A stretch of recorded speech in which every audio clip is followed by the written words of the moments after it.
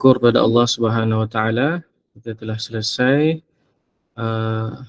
membaca 3 surah pada malam ini. Ada masalah ke pada skrin ni? Saya punya presentation ni dia tak full. Okey. Sekejap saya semak. Oh ni ada yang Puan Fatimah tolong tutup presenting. Puan Fatimah Jusuh. Tolong ya, saya dah unpin tapi kena stop presenting.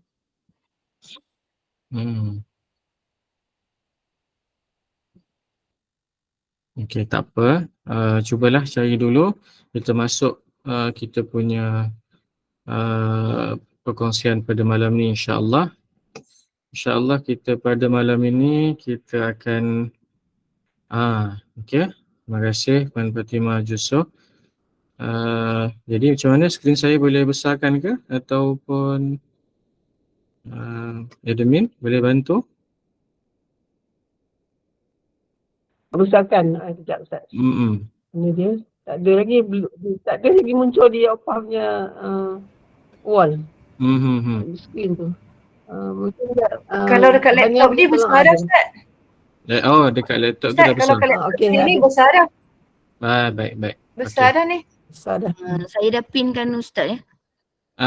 Okey. Baik. Terima kasih kepada yang membantu. Okey, malam ini insya-Allah kita akan kongsikan salah satu ayat Al-Quran daripada surah Al-Kahfi. Ini kan heboh kan, surah Al-Kahfi kan. Jadi kita cubalah selit sikit dengan kehebohan tu, tapi kita tak ambil berkenaan dengan Ashabul Kahfi. Kita ambil satu ayat yang ke-46 yang mana bunyi dia A'udzubillahi minasyaitonirrajim.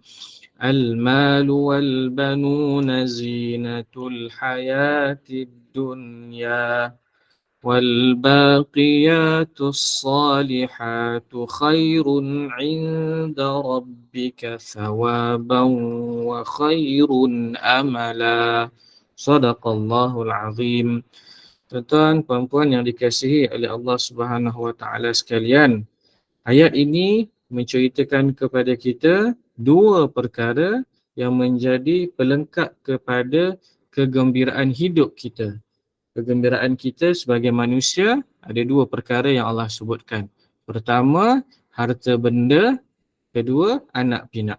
Itulah perkara yang menjadi perhiasan hidup yang ada kepada kita di dunia. Dan jika kita ada salah satu pun perhiasan itu ataupun kegembiraan itu tidak lengkap, masih belum lengkap. Kita ambil contoh, kalau kita hanya ada satu sahaja harta benda, al-mal sahaja, tapi kita tak ada banun, kita tak ada anak pinak, maka kegembiraan kita itu ada, cuma separuh. Kita tak dapat kegembiraan yang sempurna seperti mana orang yang ada kedua-duanya. Sama juga macam orang yang hanya ada anak sahaja, anaknya ramai tetapi hartanya tiada. Sama juga kegembiraan itu baru separuh sahaja.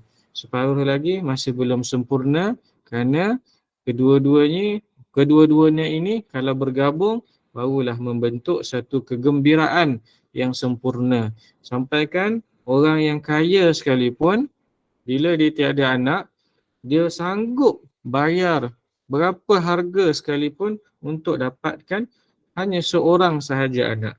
Bila dia berjaya, berhasil untuk mendapatkan anak, barulah dia merasa kegembiraan yang cukup lengkap bagi diri dia. Itulah bukti betulnya apa yang Allah SWT firmankan kepada kita, kita sendiri dapat rasakan.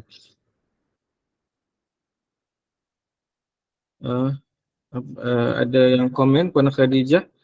Okey, saya harap tak ada apa-apa masalah teknikal ya. Yang lain, saya harap semua okey ya, insya-Allah. Jadi saya ulang semula. Ustaz, maaf Ustaz, saya hanya komen disebabkan admin banyak keluar tu, jadi Ustaz tak boleh nak tunjukkan Ustaz punya power line dia, jadi dia macam satu yang kecil saja. So admin kena tengok apa masalah yang ada pada admin dulu. 3 kali dia keluar admin sebagainya di situlah. Itu saya nak komen, ustaz yang lain tak ada, untuk ustaz supaya kita dapat lihat apa yang ustaz nak tunjukkan dengan jelas. Okey, Keluar kecil saja. Kalau macam tu mungkin sama-sama kita boleh buka mushaf masing-masing surah Al-Kahfi ayat 46. Tanda ayat kat situ, tanda dengan stiker ke, kan, tanda yang kita dah selesai. InsyaAllah kita akan selesai ayat ini pada malam ini insyaAllah. Jadi saya mulakan dengan bagaimana Al-Mal dan Al-Banun itu membentuk satu kegembiraan yang sempurna, yang mana kita semua dapat rasakan sendiri. Dia kata kita ada harta tapi kita tak ada anak, kita sanggup untuk keluarkan berapa banyak harta kita pun untuk kita dapatkan anak. Begitu juga sebaliknya, bagi orang yang mempunyai anak yang ramai tetapi dia tidak ada harta, sanggup atau tak sanggup dia menjual anak dia untuk dia dapatkan harta. Wal'iyadzubillah min zalik, tapi perkara tersebut memang betul-betul berlaku dan ianya adalah benar berdasarkan firman Allah Subhanahu Wa Taala ini dalam surah Al-Kahfi. Jadi buat tuan-tuan puan-puan, buat kita semua yang ada kedua-duanya, maka kita telah mengecapi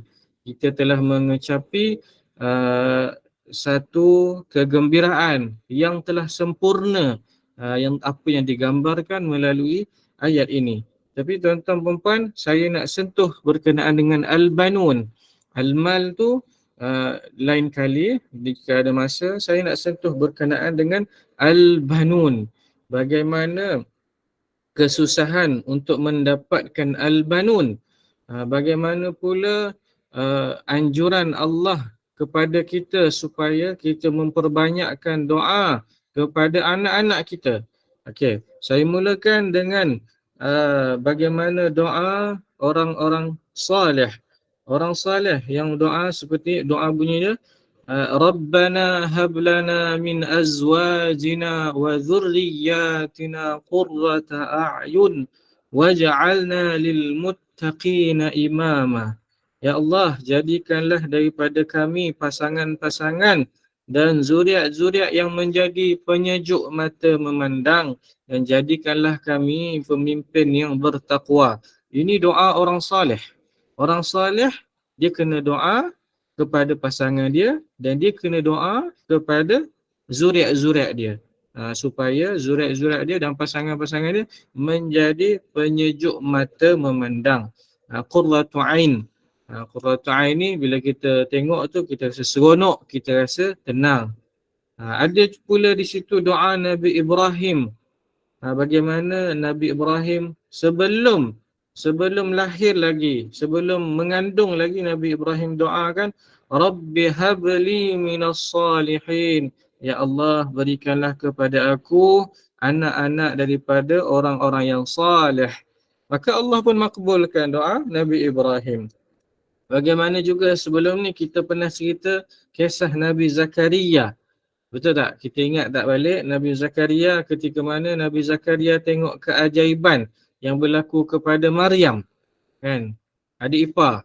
Nabi Zakaria tengok bagaimana Siti Maryam diberikan makanan oleh Allah Subhanahu Wa Taala dalam keadaan yang tak ada orang pun hantar, Allah yang bagi. Maka Nabi Zakaria terkejut. Nabi Zakaria kata ini satu perkara yang ajaib. Maka mulai daripada itu Nabi Zakaria mula doa kepada Allah Subhanahu Wa Taala dengan supaya Allah berikan kepada Nabi Zakaria anak. Sedangkan Nabi Zakaria tu umurnya dah lebih 100 tahun dan isterinya juga berumur 100 tahun. Tambahan lagi isteri dia pula mandul. Bagaimana dia nak dapat anak? Tapi dia tengok keajaiban yang berlaku kepada Siti Maryam, maka dia pun mula berdoa kepada Allah SWT, berikanlah kepada aku anak dan waj'alhu rabbi radiyah, dan jadikanlah anak tersebut anak yang diredai, anak yang dikasihi. Doa ni, doa sebelum isteri dia mengandung pun. Maksudnya doa ni ada 3. Doa sebelum mengandung, doa ketika mengandung dan doa selepas lahir. 3 doa kena buat bagi mendapatkan zuriat-zuriat yang saleh, anak-anak yang saleh. Ni Nabi Zakaria sebelum mengandung lagi dah doa dah. Bagaimana jadikanlah daripada keturunan dia anak-anak yang diredai, yang saleh. Sama juga bagaimana adab dalam kita bersama suami isteri kan ada di situ doa Allahumma jannibna syaitan wa jannibna syaitan ma razaqtana. Kan? Allah jauhkanlah kami daripada syaitan dan jauhkanlah apa yang engkau rezekikan kepada kami daripada syaitan. Ini daripada hadis tuan-tuan perempuan yang dikasihi oleh Allah SWT. Hadis tu memberitahu kepada kita bila kita baca doa ni dan apabila kita dikurniakan anak dan anak itu tak akan dimudaratkan oleh syaitan selama-lamanya. Allahu Akbar. Kan sebelum mengandung lagi, kan sebelum mengandung lagi kita dah kena doa dah supaya diberikan anak yang baik, dijauhkan anak daripada gangguan syaitan. Dan cuba tengok bagaimana doa isteri kepada Imran, mak kepada Sayyidatina Maryam. Kan ketika mana mengandung, kan ketika mana mengandung kepada Sayyidatina Maryam, dia kata kepada Allah, ya Allah, inni nazartu laka ma fi batni muharraran fataqabbal minni. Ya Allah, aku bernazar engkau jadikanlah anak yang dalam kandungan aku ini bebas, muharrara, bebas daripada apa? Bebas daripada dunia, bebas daripada cengkaman dunia dan akan berkhidmat kepada engkau semata-mata. Sebab dia sangkakan dalam perut dia tu anak lelaki.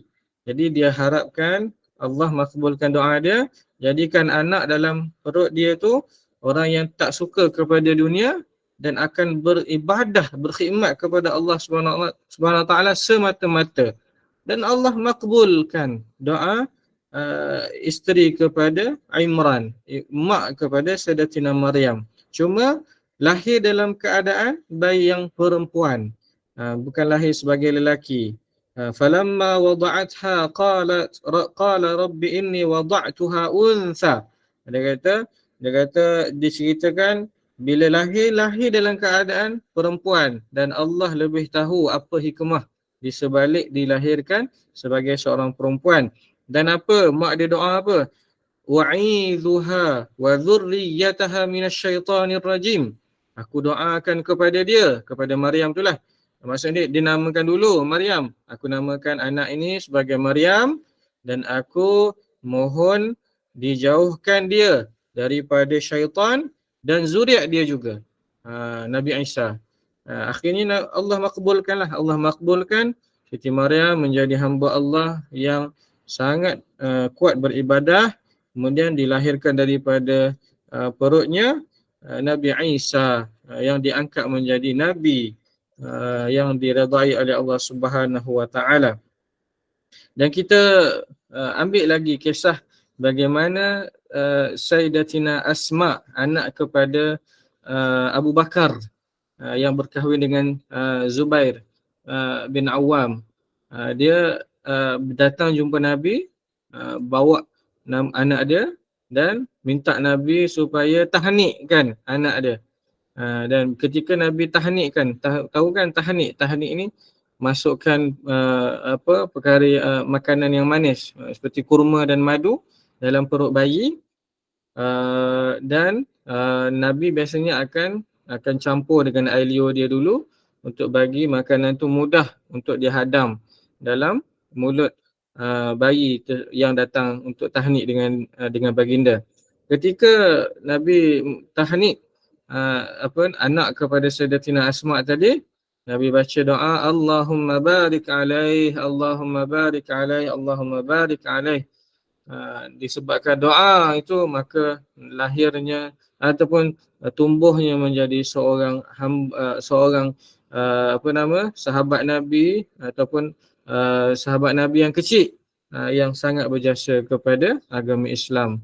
Itu antara perkara yang saya nak kongsikan kepada tuan-tuan perempuan pada malam ini, bagaimana kepentingan untuk kita berdoa kepada anak-anak dalam rangka untuk kita jadikan anak-anak itu sebagai keceriaan kita, kegembiraan kita di dunia. Bukan doa ketika musibah sahaja.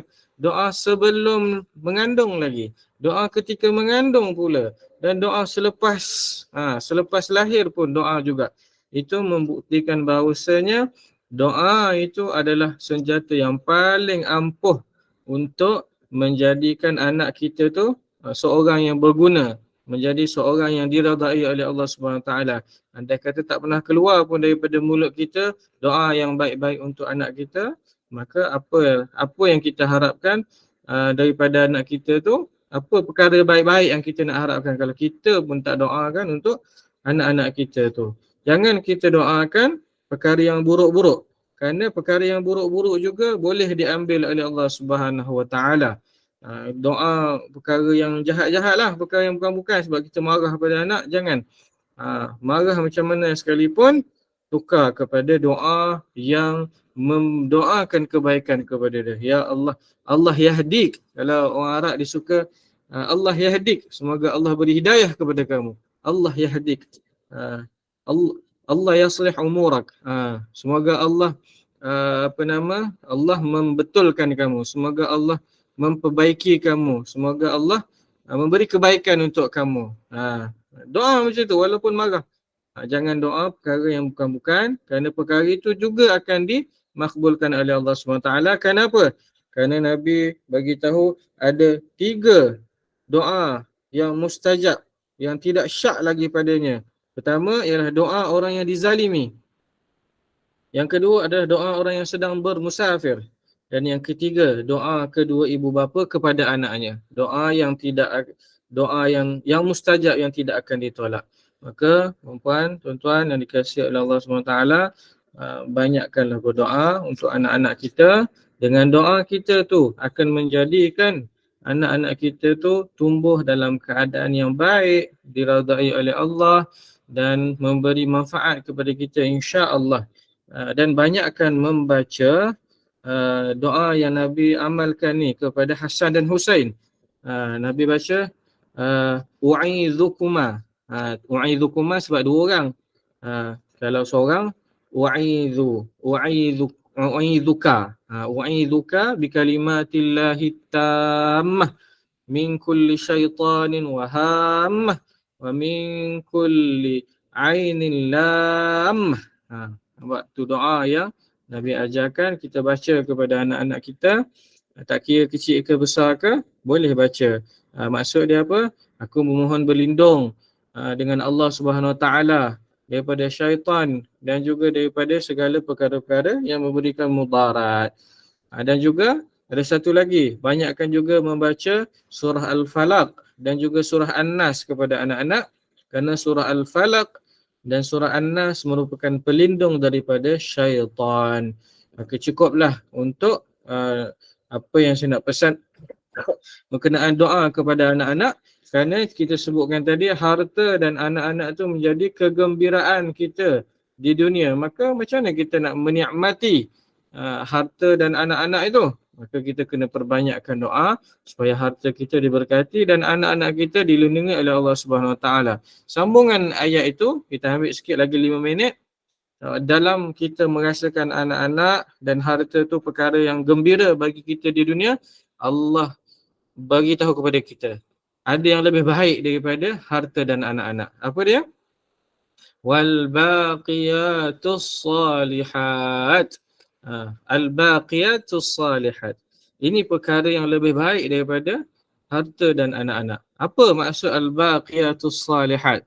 Kalau kita tengok daripada tafsir, kalau kita tengok terjemahan tu dia sebut dan amal-amal soleh. Tapi daripada tafsir barulah kita jumpa bahawasanya para ulama tafsirkan al-baqiyatus salihat ni kepada 2 perkara. Pertama, salat 5 waktu. Salat fardu 5 waktu. Itu diberi nama al-baqiyatus salihat. Maksudnya salat 5 waktu tu lebih baik daripada harta dan juga anak-anak. Tapi ada ulama tafsir yang lain memberi pengertian al-baqiyatus salihat itu adalah kalimah yang 4. Subhanallah walhamdulillah wa la ilaha illallah Allahu akbar. Zikir ini. Ni empat zikir ni diberi nama sebagai Al-Baqiyatus Salihat. Tanda tuan-tuan perempuan kerana ini adalah satu ilmu yang mungkin susah untuk ingat dalam kepala. Mungkin kita dah pernah dengar banyak kali tapi lupa. Jadi ini peluang untuk kita ingat sampai bila-bila. Al-Baqiyatus Salihat tu ada dua maksud. Pertama, salat 5 waktu. Yang kedua adalah zikir subhanallah walhamdulillah wala ilaha illallah Allahu akbar. Diberikan ganjaran dia lebih baik daripada kegembiraan kita kepada harta dan juga anak pinak.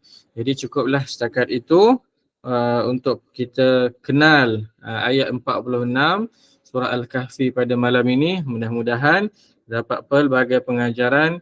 Saya sendiri, tuan-tuan, perempuan akan mula mendoakan anak-anak masing-masing dan juga akan pegang sungguh-sungguh kepada Al-Baqiyatus Salihat.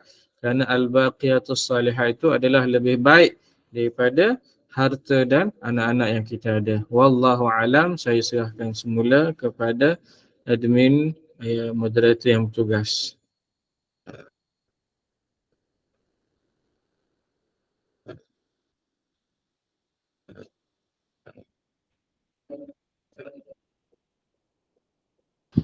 Terima kasih kepada Al-Fadhil Ustaz atas kesudian bersama-sama dengan kita pada malam ini. Minta maaf, moderator mungkin keluar sebentar, jadi saya ambil alih lah. Terima kasih Ustaz atas perkongsian yang bermakna daripada Ustaz sebentar tadi.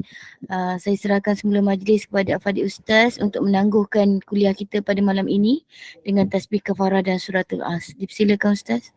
Subhanakallahumma bihamdik asyhadu an la ilaha illa anta astaghfiruka wa atubu ilaik. Bismillahirrahmanirrahim. Wal 'asr innal insana lafi khusr illa alladhina amanu wa 'amilus salihat wa tawassaw bil haqq wa tawassaw bis sabr. Assalamualaikum Terima kasih Ustaz. Terima kasih Ustaz. Terima kasih Ustaz. Terima kasih Ustaz. warahmatullahi wabarakatuh. Terima kasih. Terima kasih Ustaz. Assalamualaikum.